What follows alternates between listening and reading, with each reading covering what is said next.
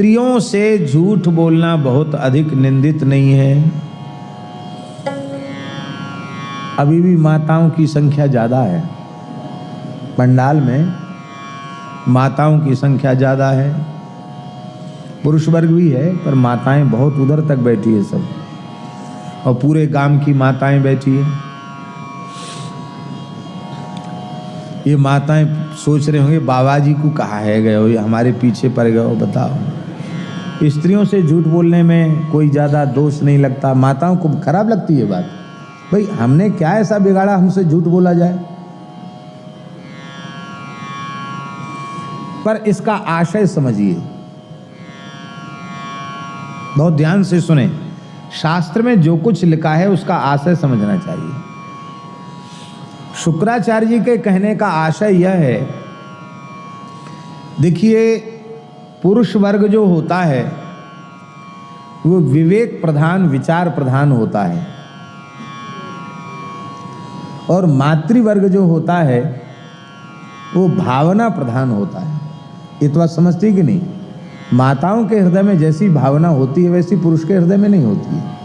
माताएं भाव प्रधान होती हैं, और भावना का जब ज्वार उठता है तो वो ज़्यादा कुछ समझ फिर उनमें रह नहीं जाती है।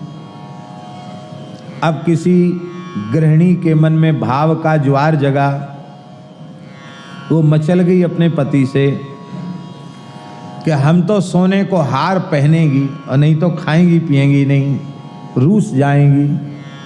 अब पतिदेव बेचारे गरीब हैं, कर्ज में भी डूबे हुए हैं, लोगों को तो पैसा चुकाना मुश्किल पड़ रहा है, और घर वाली रूस गई कि हमें तो 9 लखा हार पहराओ। तो वो गृहस्थ व्यक्ति अपने घर में थोड़ी शांति कायम करने के लिए थोड़ा झूठ मूठ नाटक करे। अरे भाई तुम खाओ पियो तो सही, भोजन तो करो, एक दिन में तो हार बन के आने वाला है नहीं। हम गए थे सुनार के पास और कह के आए हैं, अब वो बनाएगा, बढ़िया बनाएगा। बार बार तो चीज बसत बनती नहीं है, बढ़िया बनाएगा तो बढ़िया बनाने में भी कम से कम लगेगा समय। और जानती हो वो शहर का सबसे कुशल स्वर्णकार है, उसके यहाँ तुम्हारा गहना बनवाऊंगा, और तुम जानती हो उस पर कितना काम है। 4 महीने में भी मिल जाए तो समझ लो कि जल्दी मिल गया। हाँ बात तो तुम ठीक कह रहे हो, उसके यहाँ तो बहुत पहले से आर्डर बुक किए जाते हैं, बहुत अच्छी बात है। तो तुम विचार तो करो, 4 महीने भूखी रह सकती हो? मर जाओगी, हार कौन पहरेगा? और तुम ही मर जाओगी खाए पिए बिना। विराज इधर कुर्सी पर बैठे, पांडे जी इधर कुर्सी पर बैठे।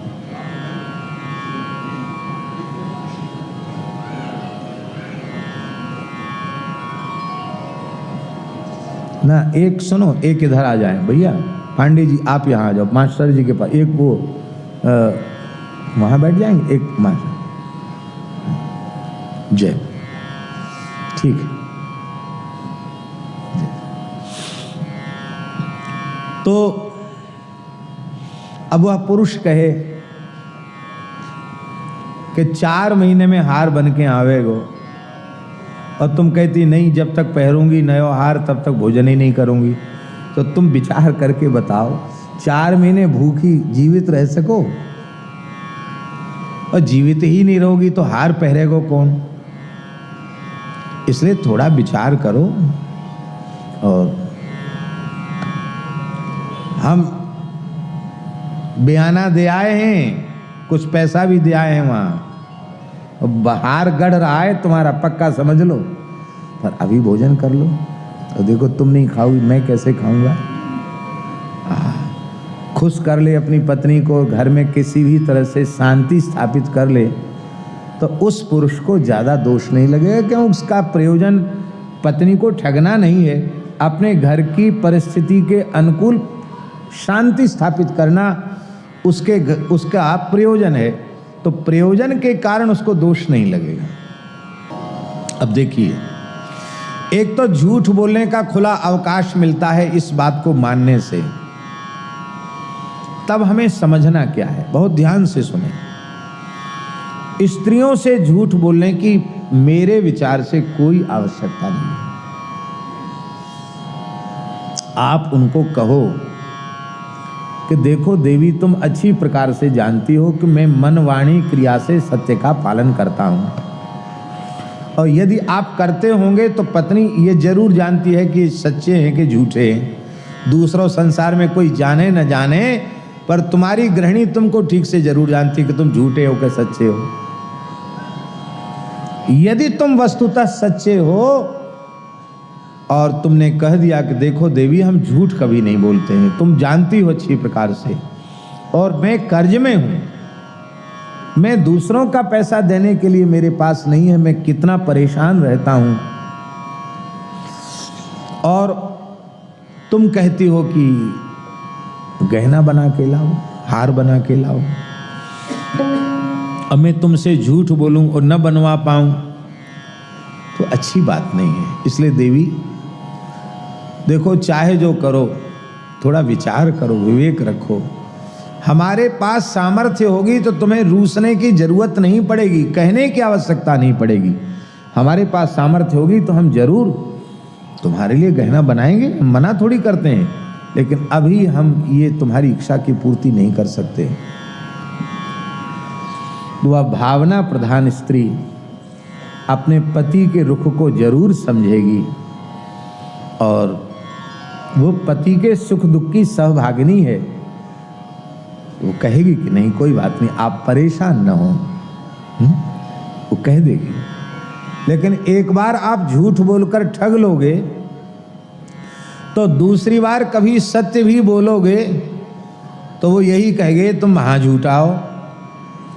पहले तुम कह रहे कि हम तो बयाना दे के आए हैं, 4 महीना का 4 वर्ष रह गए, एक सोने की कील तो लाए ना है। अरे भारी झूठा हो तुम पे तो भरोसा करना ही गुनाह है। तो तुम्हारी सच्ची बात पर भी उसे विश्वास नहीं होगा, और तुम एक बार शांति स्थापित करना चाहते हो, तुम्हारे घर में तो अशांति ही बनी रहेगी। इसलिए विवेक की कसौटी पर यह बात खरी नहीं उतरती है कि स्त्रियों से झूठ बोलना चाहिए। स्त्रियों से झूठ बिल्कुल नहीं बोलना चाहिए मेरे विचार से। क्यों झूठ बोलो, आप क्यों ठगो उनको। माई मेरे श्याम